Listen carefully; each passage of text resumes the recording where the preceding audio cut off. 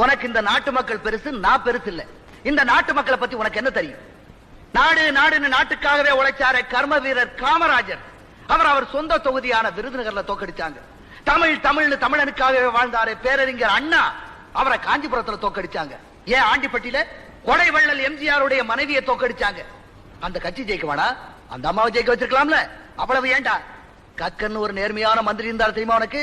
கடைசி காலத்துல காரு கூட இல்லாம பஸ்ல ஏறி போனாருப்பா. அதையும் இந்த ஜனங்க வேடிக்கை பார்த்துட்டு இருந்தாங்க. இப்ப அவரையும் மறந்துட்டாங்க. அந்த ஜனங்களுக்காக இவர் போராட போறாரா? போட